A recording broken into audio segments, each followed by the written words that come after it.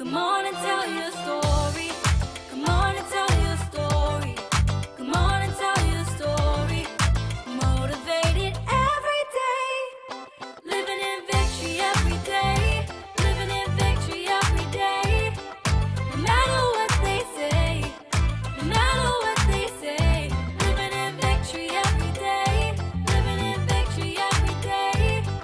No matter what they say. Living in victory every day.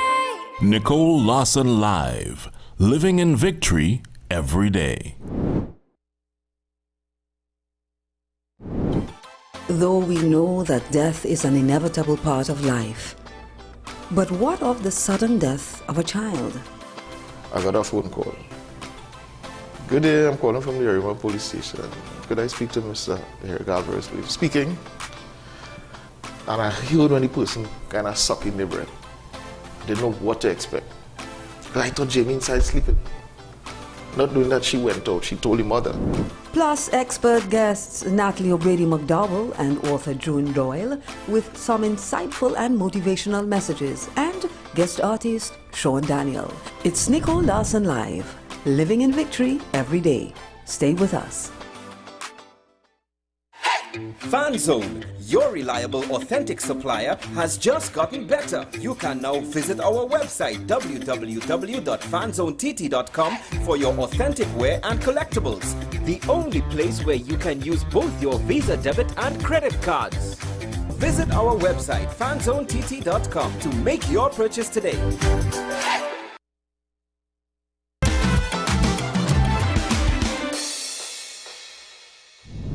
This is Nicole Larsen Live, and we're living in victory every day. One of the most harrowing experiences any parent could endure is the fact that they have to bury their child. It's something that is unnatural. We expect to outlive our children. And so today we're going to be talking to a father who had to do just that. And I don't want to say I'm excited, but I think it's going to be quite enlightening because I have with me this gentleman, and he goes by the name of Eric Alvarez. Hi, thank you so much for joining us today. It's a pleasure. It is a pleasure. Let me just say this from the onset. Eric says to me, Nicola, could be myself. I want to be me. And I said to him, we wouldn't have it any other way. Cool. You are who you are. And I'll tell you something, Eric, from the onset. Because you are affable, you are fun, you are endearing to us, to people who know you, it was even more difficult for us when we heard about your daughter's passing. So today, yes, you're going to be taking us through the journey, but we are also going to be talking about her life. You're good with that? Yeah. You sure? Bring it. You sure? Bring it. My eyes might water a little bit, but that is okay. That's part what of the we want. journey. Yeah, that's what it is. Tell me, when you found out that you were having a girl child, how was that feel? You know, it's strange. One of the first things that came to mind is I started to wonder how some people just end up where you're forever in court, police looking for you to serve warrant for maintenance of your child. I was so excited. I said, nah. There's I don't know how to put it in words up to now. Yeah. But it's like I was literally entering into a new space. And even before her birth, my whole life changed. Everything was now about her. Yeah. Yeah. So let me ask you something. You were one of those that used to put your head on the stomach and wanting to hear the heartbeat. My head, kiss up the belly, all kind of thing. Yeah. Never sang though. Or did poetry. But yeah, kiss up the belly. Nah, I didn't sing up new poetry, but kiss up the belly and rub up and lean on it, all kind of. Because you wanted her to know who her father is. Yeah. Because I saw some stuff over the years, some documentaries and stuff like that, that basically shows that even in the womb, there's a connection that starts to happen with the child. Yeah. And I wanted that. And you wanted that connection. At the time, I didn't even know what it was going to be a girl. I just knew my wife was pregnant. I said, right, life starts here. Yeah. Let me start this action going. And that basically was it. So she was your firstborn? Firstborn. Okay. Yeah. Firstborn. Yeah. And so you named her Everything has a story behind it. Let me hear this the one. name I wanted to give her. That time, African names was, big. African and Asian and stuff like that. So I went searching because of what she meant to me at the time. And I came up with her name, Isoki, which means a precious gift from God. Because that's what she was to me. My wife didn't too like the name for whatever reason. And we eventually named her Jamie. But being me, I like to be different, I like to be unusual. So we reworded the name. We lettered it, I should say. So it is spelled Jaimw. Yeah. Jamie Elizabeth Inez Alvarez. Again, most people have one middle name. We decided to give her two. Again, just to show how unique she was to us, and just to give us some sense of uniqueness. Growing up, she just knows she's different. Even from her very name, it's different from everybody else. Now, when you said different, you also wanted her to know that who she is as a woman. Oh, yeah. You are beautifully and wonderfully made. Yes. You affirmed her, let her know that daddy loves you first. So anybody that come in around her, they have to know, hey, my child knows the best. One of the things I try to instill with both of them, both my children, is a sense of independence. So even as a young girl growing up, every little thing, daddy, how to do so, daddy, you could do, daddy, you could open this one. And my first question will be, did you try on your own first? And I try to teach them to stand on their own. I wouldn't always be around, as much as I would help, but at least make the first effort. If you fail, no problem. I'm right there back in there, right there to help. But don't let your first move to solve a situation be to ask a question. You would find yourself in a position where you're alone, there's nobody to talk to, there's nobody to ask anything except God and you had to do something. So from very young, I started, inculcate that in them. And so if at first you don't succeed, try and try again. That was also something that you wanted her to know about life. You gave her some good life lessons. Yeah, I'll try. As a father. I'll try. So tell me, growing up maybe around 10, 11, taking her to school, that kind of thing. I didn't take her to school. You didn't take her to school? No, again, the sense of independence. So from very you send early, the child on her own, you show her how to go. No. No. Eric. No. Okay, let me hear you. We use the school bus system. Yes. But they were responsible for getting out there on time, make sure you get the bus to come back home.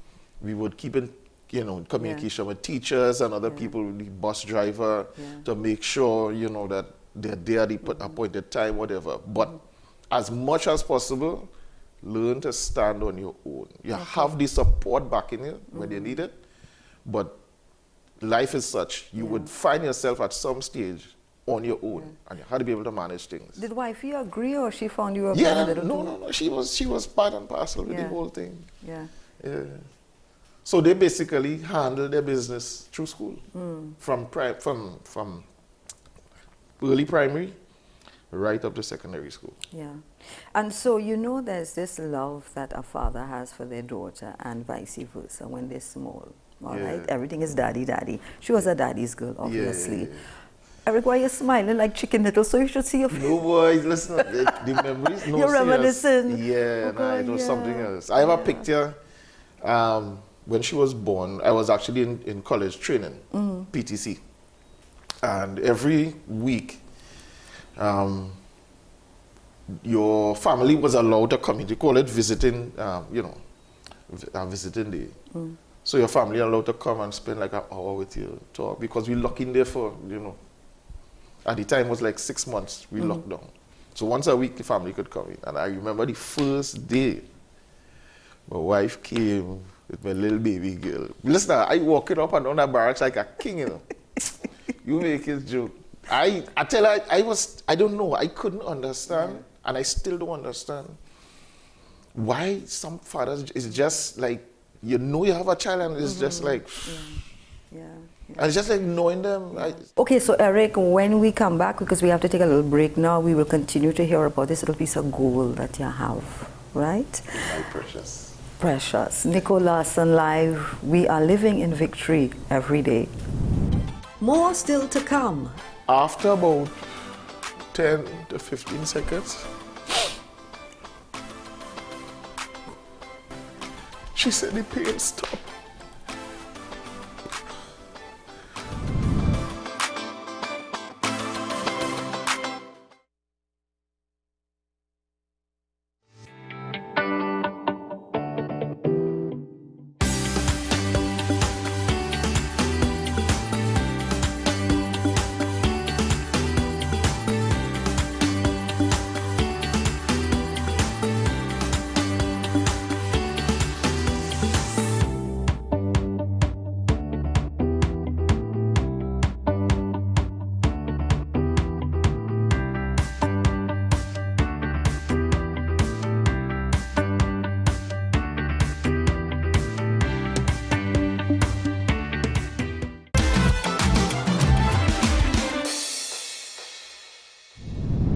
We're back on track with you on Nicole Larsen Live, living in victory every day. And of course, we have Eric Alvarez, and he's sharing on his daughter, her life, reminiscing. Just before the break, you were joking about a little piece of gold. And you were also making the point that you cannot understand how fathers can have children and not bond with them and not want to be a part of their lives. Yeah. Now I know it may sound very superficial, if that's the term I would use, because I'm also aware of the kinds of relationships some of those fathers have with their children's mothers. Mm-hmm.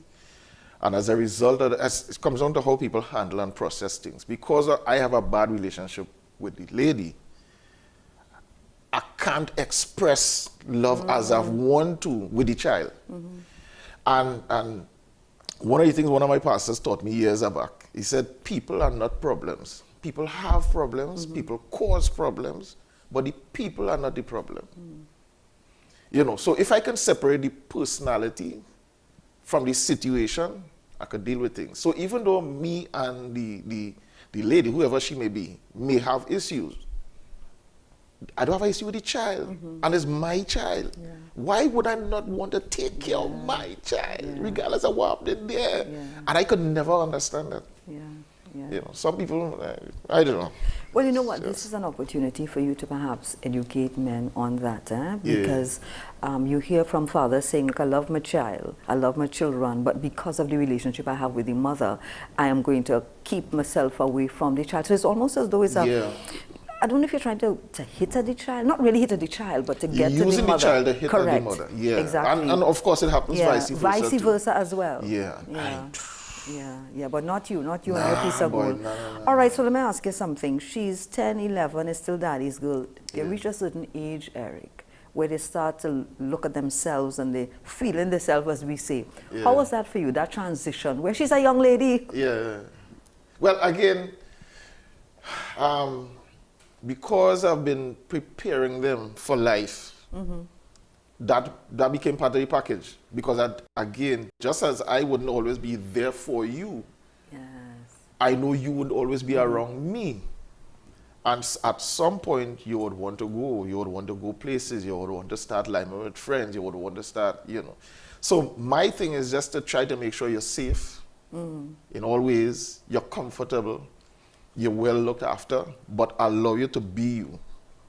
And if you look at some of the pictures that I would have sent, she loved to be out, loved to be out with friends and family, and she loved that kind of environment, that kind of adventure kind of thing. But I heard she was very outgoing, very warm. But somebody said she wasn't as loud as Eric, eh? They made when she walked in the room, people knew who she was, but it was a sort of, I don't want to say soft, but you describe it for me, because it was your... It was like, I would call it a lady's loudness. Yeah. Loud in the sense of her presence was there, but she didn't have to say anything to let you know that she's here. Yeah. She just stepped in the room and was like, ooh, Jamie Reach kind of thing. Yeah. You know, with me different, I might have announced my arrival. No, you don't, Eric. As soon as you walk in, people know who you are. And I think I'm going to use that word, energy, that you carry. I think it has to do a lot with your faith as Yeah, well. And even as I'm going in this direction, I say to you, that was one of the reasons why it was perhaps so difficult for us when we heard what happened. Because, I mean, use a saltfish, we. You know, when you come into a room, you light it up, you always have a word of encouragement, you're smiling, you're grinning. When you see me, I used to think it's only me, you used to do that too, you know, you kind of kiss the hand and all of that. You have a way of making people feel special. So when you were in your pain, oh my goodness, it was difficult for us to say. What do we say? The right thing. How do we say it? But I'm going a little ahead of myself. So talk to me. She's growing up now. You're teaching her how to be a young lady, what to expect, what not to take as a young lady, etc. And wifey, what was her role as well? Again, we never had issues. And when I say issues, I mean we would discuss things and have disagreements, and you know, but we never had issues in that real sense. So we would usually try to, as much as possible, support each other. So if I take a stance on something, she backs it up. If she takes a stand on something, I back it up. Yeah. Never to give the impression to the children that we fighting, we incohesive. Right. So even though I would have been the one to set the ground rules, you know, I had full support of my wife. Yeah. Well, I heard so, because I did my little research, and you're absolutely right. You all were like two peas in a pod. There was a cohesiveness and a love, you know, the four of you, you know, that family. Was and we tried to, for instance, a big taboo with some people is to kiss in front of the children. Now, the taboo might be how you do it. Yeah. You know, it can be done very respectful. Yeah. You know, but even things like that, we never hid. We tried to be as open as possible. So you were affectionate with wifey in front of, oh gosh, I love it. But in a very respectful manner. Yes. So they learn very early how pure love could be. You know, so everything is almost as if there was a long-term plan, which I wasn't even seeing, but you know, like I know I'm going somewhere, and there's a long-term plan of how I want them to be, how I want them to grow up. I always remember, I went to a friend's house many years ago, and we were there in his bedroom, Lyman, and somebody, let me just say somebody, I'll tell you who it is after, but this big guy just run in the room, say morning, say nothing, and just jump on him, on my friend. And it's like, little cuff and thing, lock neck. What do you mean? Fight you talking about? Well, I thought it was fight. I thought it was fight. The way they're going at it. Next thing they just separated, they started to laugh. And I said, boy, your big brother real wild, boy. He said, no, that's my father. I said, what? Yeah. That, I said, I want to have that kind of relationship with my children. Yeah. Where we could ramp and play, and but there's still respect. The respect. In all of that. Yeah. You ain't gonna talk to me how you want. Yeah. You ain't gonna shoo and stroops and all that kind of thing. But we could be play rough, we could be hard, but in an extremely loving kind of way. That opened my eyes to something. And I have seen that between you and your son. Well, I never see him ramp and jump on you, but I've seen that relationship, that, you know, that openness. He can tell you how he feels and vice versa. It's a friendship with a respect, because obviously you're the father. Yeah. Oh my gosh, I am reminiscing with you and I smiling and grinning as if I'm part of it. All right, so we're going down this journey. Of course, we said we're reminiscing on the life of your precious piece of gold. When she was 16 going on 17, or somewhere around there, she was part of the Arima Senior Comprehensive School football team. She never got a chance to play because of that. So at that point, she started to have real painful periods. So we didn't know what it was, and it was just getting worse and worse. And we knew about fibroids and stuff like that before, and cysts and stuff like that. So we went to a number of different doctors, Eric Williams Medical Science Complex. Everybody kept saying the same thing. Nah, she just have a cyst. Just do this, take that, and it will go away. And everybody. Until we realized, nah, there's something more here. This is not normal. So a friend of ours Mrs. Gemma Benny, recommended a gynecologist that she knew very well. She said, brace yourself. He said, Mr. and Mrs. Alvarez, for a 16-year-old girl, your daughter's inside is like an 80-year-old woman. It was that deteriorated. On top of that, she said she only has one working kidney, and it's not even 100% working. The other one dried up like a prune. Right? And specifically, what she was suffering with is something he called a chocolate cyst. So whenever she had a period, rather than the blood flow out, it was actually gathering in a pouch and just growing. At the time she had the first operation, it grew to the size of, I think, 11 centimeters. That was huge. And that's where the first miracle came. Because the doctor told us, I have the DVD and all home. Her heart stopped while under the operation table. And they had to find a heart specialist to revive. So you know that is not no 10 seconds thing because there's no heart specialist on standby.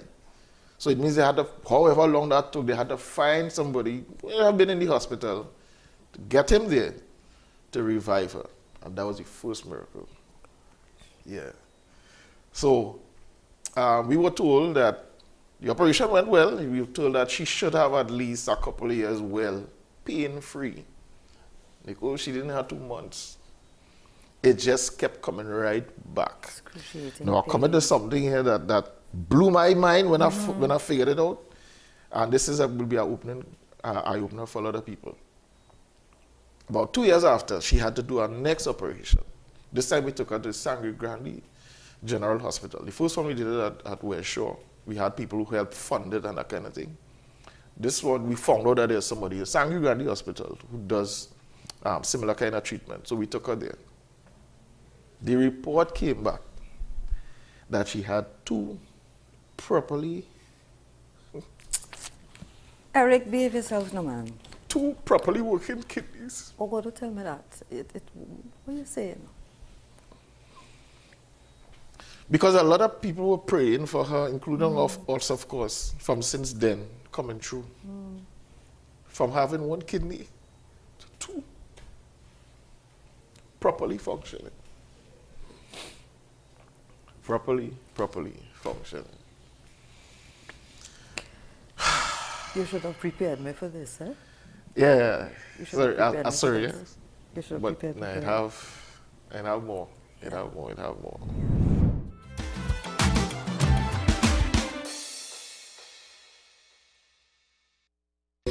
Take some time for yourself or spend some time with the family at Sandy Point Village Hotel.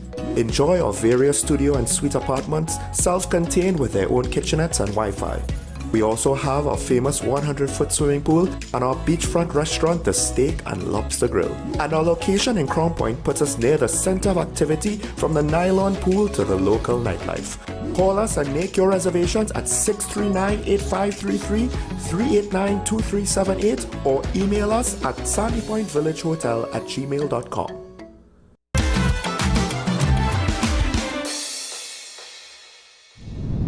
But I'll tell you something I found out through that whole process.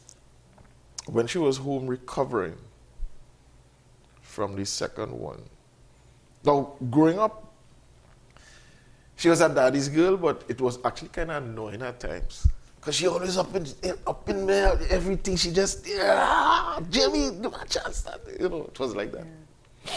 But then, a little while prior to the whole endometriosis incident, I attended a couple seminar, my wife and I, with some other, folks from church and so on. And this couple, you may know them well, the Coffees.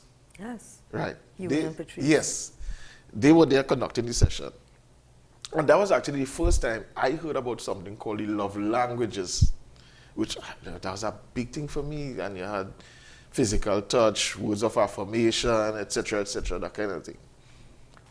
Her love language, I didn't know at the time, was physical touch.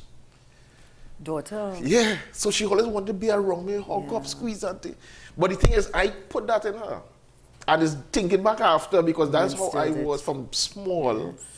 You would see some pictures where I had her sleeping on the chest and stuff like that. Or I would sleep with my arm over her, covering her. Yeah. So, over the years, I didn't understand that what I was doing at times was pushing her away. And nobody could find out, nobody could tell us what caused that whole string of incidences, what exactly was going on, how she ended up there. Here's how my eye opened up to it. One day she home recovering, and she was having some pain. I tried, bear with me with this one. She's having some pains. So my wife is there trying to comfort her. And then she called me. She said, Daddy, come and sit down here.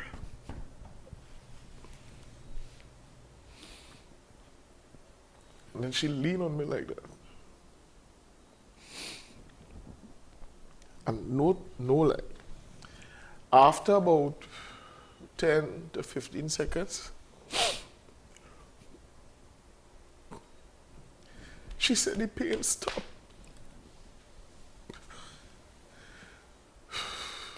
That was the effect you had on That, your daughter. yeah, I didn't know that. Yeah. And that is when everything just opened up. I was like, all the nuts and things just connected. And I didn't realize I was the cause.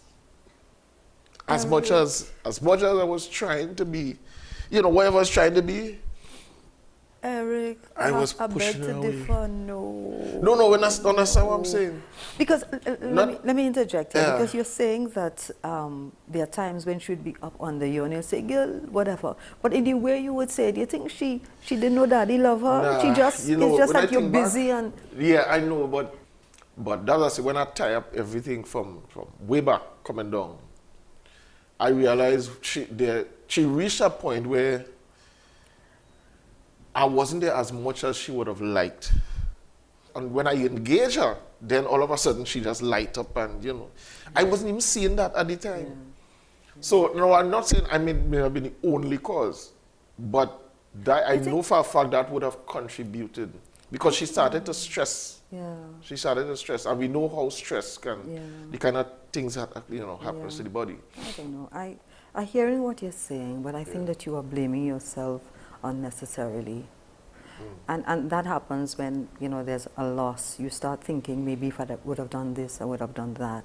Because at that point, because actually having that revelation, I started to change how I did things. And I actually saw a change happening in her. Oh, I got you. You understand? So that's why I could go back and say it's because of that. Because when I started to be around more, be more physically affectionate, that kind of thing, we actually started to see physical progress. Oh my gosh. Yeah. This is a testimony, I understand. No, seriously,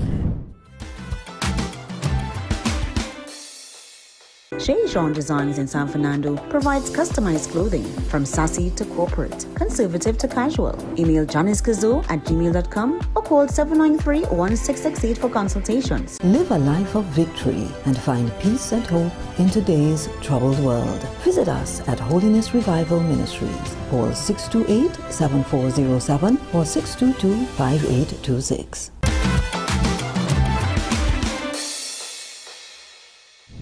When you got the news, and I want to take it there, but I don't want to take it. Let's go. You sure? There's a learning experience. It's therapeutic. Yeah.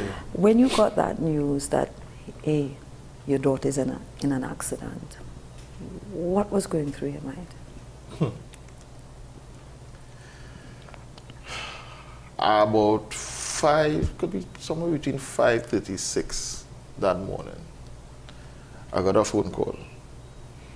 Good day, I'm calling from the Area Police Station. Could I speak to Mr. Eric Alvarez, please? Speaking. And I heard when the person kind of sucking their breath. Didn't know what to expect. Because I thought Jamie inside sleeping. Not doing that, she went out. She told her mother. And she went out with her friend, a little lime. Again, Jamie, which she's done on many occasions. Mr. Alvarez, you have a daughter by the name of Jamie. Long story short, when she gave me the news, I ball out. I mean, I ball out, Nicole.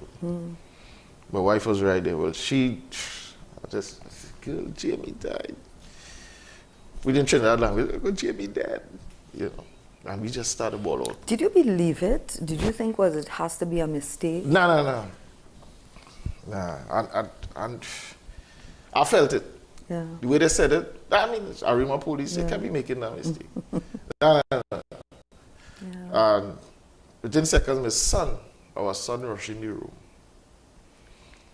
And Nicole, I kid you not, I always tell people this, from that moment to today, my son was a different individual. It's like he knew he had to step up. And like he just grew up in the space of a few seconds. Yeah. And that was devastating news. So you were screaming, bawling, you know, your goal has passed. But at the same time, you are the head of the family, so you have to be the strong man. Yeah, the ball didn't last long.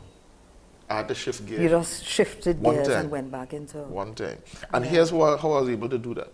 Some years ago, I attended a seminar, and this organization was talking about an institution they have, where if people who, for instance, about to die of cancer, you know, the doctor gave them like a month to live or whatever, they would now spend time with the family, preparing them for the death. You know, of course, they would spend time with the person who is about to go to, but more so with the family, so that they could deal with and life progress after that. But that changed how I thought. I saw it broader than that. Yeah. I started looking at the reality of life. I will not have my daughter with me forever, or my son, or even my wife. Yeah. Should I wait till then to start preparing myself to cope with the loss? So long before that, I had already started shaping my mind that someday I may lose one of them. What do I do then? So when that happened, immediately that whole thing clicked back one time. So it was easy to make that shift. Okay, they're gone. What now? Life has to go on. Yeah. What do we now do from here? And I just jump in again. People were shocked to see I posted thing on Facebook because I want my friends and family to know. Why? She dead. What is the big secret? She dead. Everybody will know. Send it out. Give us, guys, had a bad news, just got this call, Jamie gone, etc., was it therapeutic for you to get it out there? It was. Rather than to get into In fact, as I said, therapeutic, let me just add this. And this might be, again, an eye-opener for some people. And I learned this through the process because a couple of years prior to that, I lost a brother. And then not too long, just a couple of years ago, I lost my father and another brother. You know, different circumstances. But one of the things I learned through all those processes is that you have to reach a release point. Yeah. You have to bring yourself up to the position where you just release everything. Otherwise, you could hold on to the grief and it could eat at you. Yeah. One friend told me some advice a doctor gave him. He said, grieve, cry, bawl, do what you had to do, but don't fall in love with it. I couldn't understand that at the time, but I understand what it means now. We could fall in love with the grief and, you know, because we want people to pity us and be, you know, to show that kind of extra affection that we may not normally get. So we use that for that. But here's the thing, Eric. I feel that society has it that when you hear of a loss, especially when it comes to a child, you expect the mother to be crying and bawling, and because it apparently affects her more than the father. And there's a logical assumption too, But it's not true. Not always. It is not always true because, I mean, there are men that are grieving up to this day, but they've never shown it. They've never shown because we bawl, cry, throw down ourselves and whatever else. But they keep it in. They implode. Yeah. That's something I learned from, I think it was my parents. Or should I say my mother? Because my father had a saying, thoroughbreds don't cry. Oh, gosh. Yeah. Ooh. Thoroughbreds don't cry, you know. So, but I learned the softer side from my mother. And I learned as a man, it is okay to cry. Because I'm alive, I have feelings, I have emotions, things impact me, so what is the big thing if I cry? Yeah. Yeah. Yeah. So you will cry in front of your son? Of course.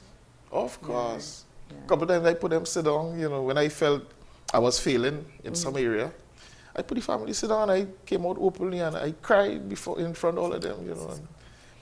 Because I want them to understand I'm being real. I'm not faking, I'm trying to hide nothing. This is me. I feel hurt, I feel shame, I'm embarrassed about what I did. Yeah. And I want you to understand that. And I also want you to feel okay to do it when your turn comes. Yeah. Yeah. For people listening, viewing, maybe fathers and so, and they've heard your story, and they've not been able to come to terms with the loss of their child. As a matter of fact, they've not even been allowed to because they think that it's not manly. What sort of advice would you give to them?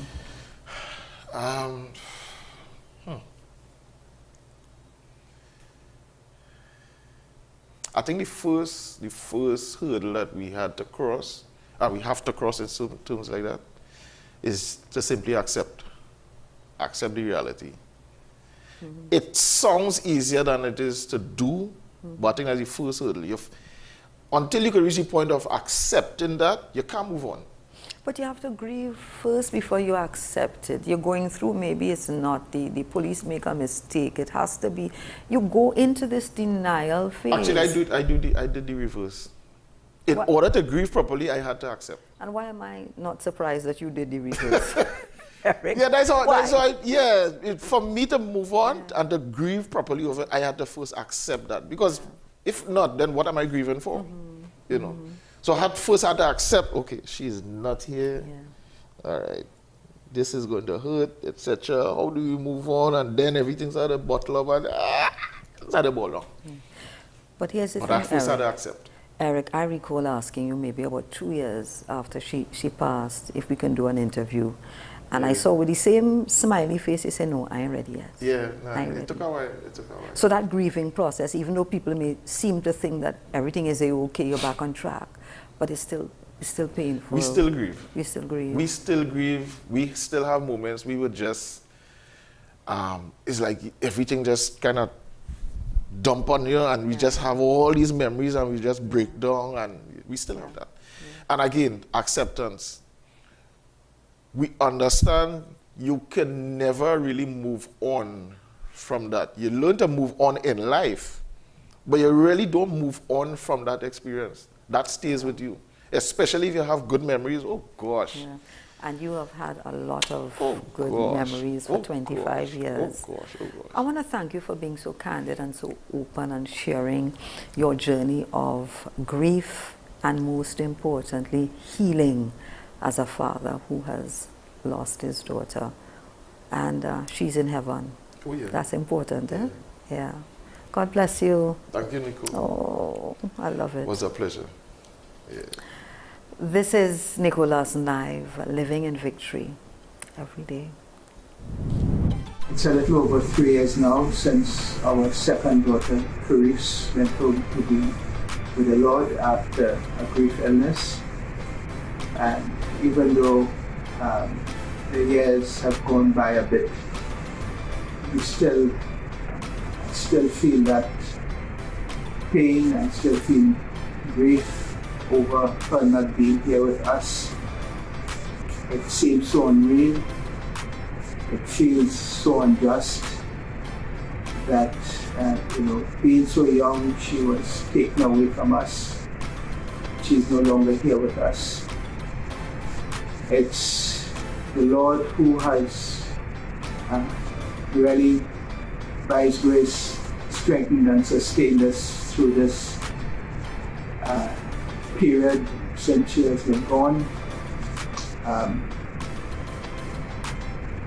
I miss her every day, and I thank God for the hope that we have as born-again believers in the Lord Jesus Christ, that death is not the end. To be absent from the body is to be present with the Lord, and I look forward to that day when we reunited together in heaven. and we are just together again, never to be ever separated again.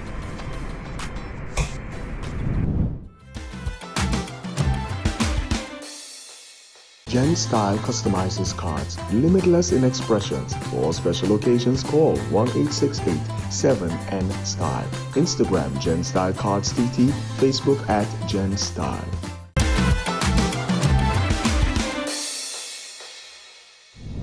And now let's hear from today's expert, clinical therapist Natalie O'Brady McDowell. When we think about loss and loss of a child, we need to understand that everybody experiences that loss a little differently. And unfortunately, in society, we tend to associate the sadness and the pain and the sorrow and that prolonged grief with only women. Because again, we think of women carrying the child for so many years, so therefore there is that greater connection. But we also need to take a moment to consider the impact on the father of the child, especially when that relationship with the child was a very unique one, especially when we think about fathers and their daughters, daddies and their girls. So you find, and daddies and their sons are also very important, because a son means a legacy, a future, but a daughter, there's that protective instinct, that kindness, that teaching her how to love and how she should be appreciated. So when we have those really strong father-daughter bonds, or even if, let's say, as a father, there was a measure of estrangement in your relationship because you only have visiting access to your child, and then your child dies, you can find that you experience that pain just as significantly as the mother who carried that child for all those years. And what does that pain look like in men? Yes, you would feel that sadness. Yes, you would want to cry. But somehow society tells you that you're supposed to be strong. You're not supposed to be crying. But then if we don't allow ourselves to cry as human beings, then it can turn into something called complex grief, which then becomes unhealthy. So you would find that some men will take a moment and they can't hold up. They're bawling. They're sitting on the ground. They're holding their head. I remember a gentleman sitting, just going down the road and just sitting at the side of the road, hot sun, and just holding his head. Because somewhere society says, no, you shouldn't be. You shouldn't be experiencing pain. You shouldn't be crying. But we want to say, yes, fathers, if you lose your child, the pain will be as profound and you may find yourself crying.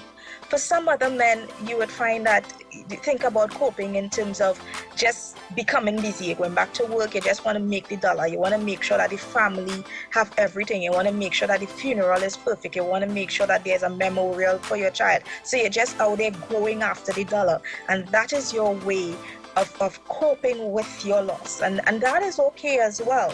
But it's important for you to take a moment and pause and to have that conversation and confront that pain. And even if it means, yes, shedding a tear. And for others, you may find that sometimes, unfortunately, we have negative coping. So negative coping might actually be going by the bar and hanging out for some reason or the other, because that's where women will normally call a friend and have a conversation, but men sometimes will have that same conversation by the bar. And you could find yourself drinking a little more than you would normally, or being at the bar a little more than you would. And I want to say that is unhealthy.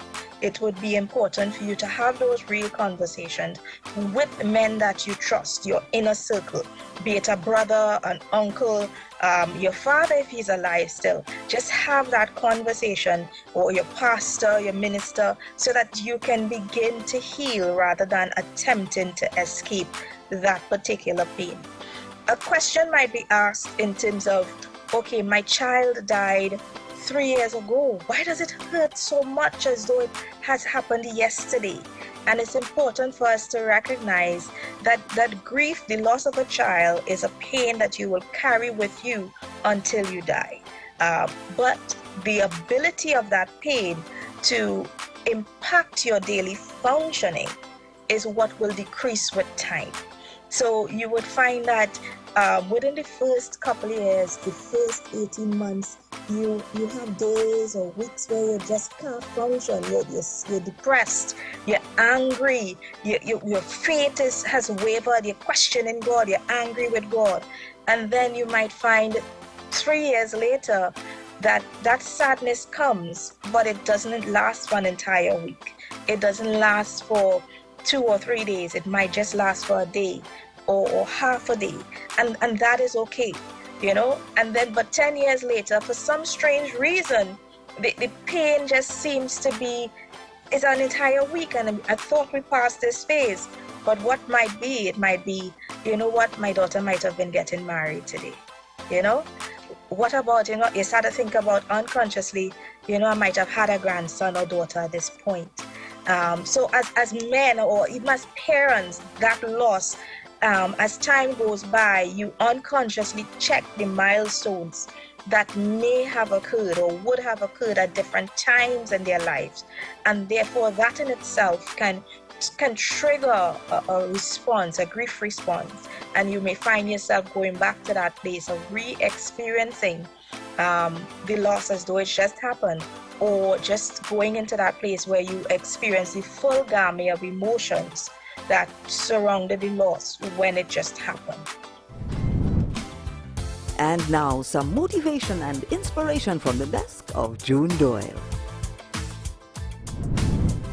As fragile and broken as you may sometimes feel, it's time to celebrate your next move. God will give you back health and heal your wounds. Stop being afraid of your past. Your past brought you to your present that shows you have survived everything that was sent to count you out. Just keep going. Some days you're going to be okay. Other days, it still hurts. It's all part of the journey to recovery. Just keep going. When all is said and done, know that you are going to be okay.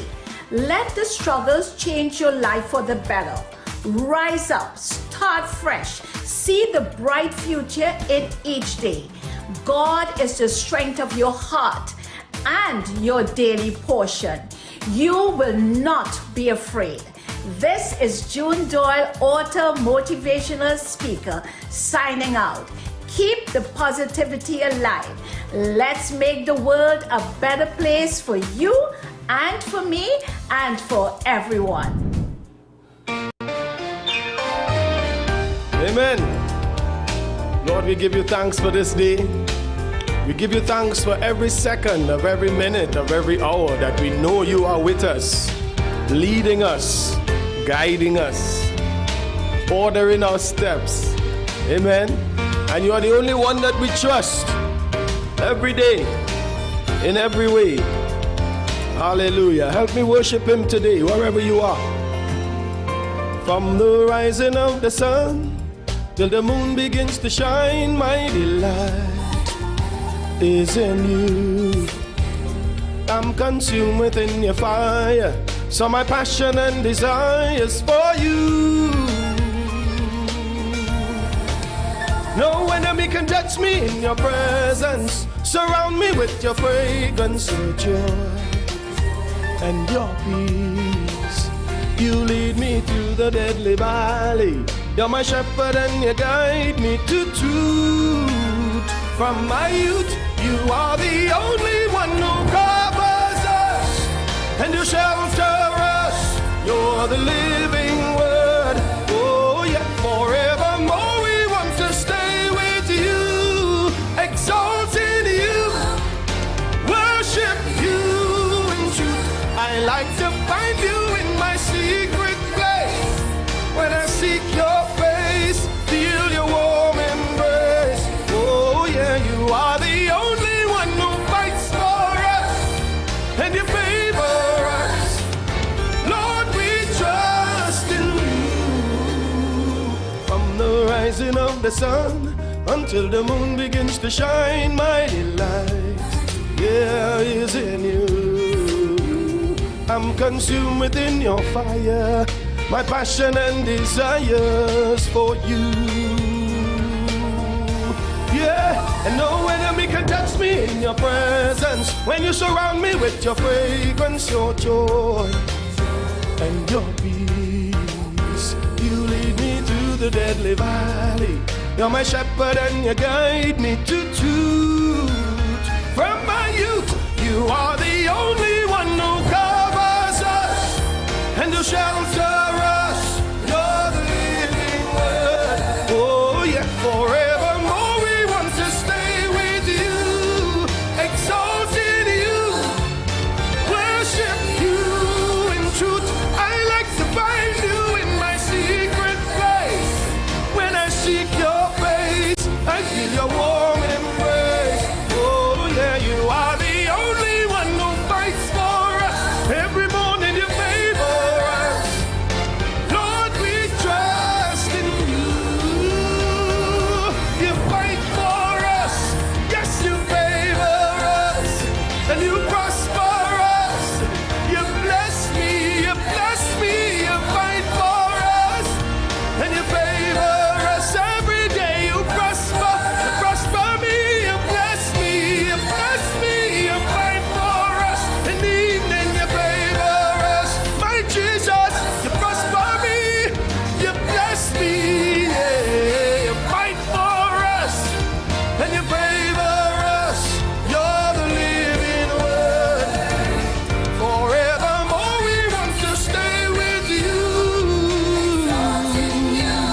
We want to worship you in truth. From the rising of the sun until the moon begins to shine, my light is in you. You consume me with your fire, my passion and desires for you. And we bless your name again today, Lord. You're the only one that we can rely on, faithful and true. Forevermore, I really, really want to stay with you, exalting you forevermore, yeah. God bless you. Thank you to Eric Alvarez for sharing your emotional and gripping story with us, as well as Pastor Patrick Rondon. Insightful advice from clinical therapist Natalie O'Brady McDowell, the wisdom from the desk of June Doyle, and of course Sean Daniel, inspiring us in song. Until next time, wishing you a blessed and victorious week.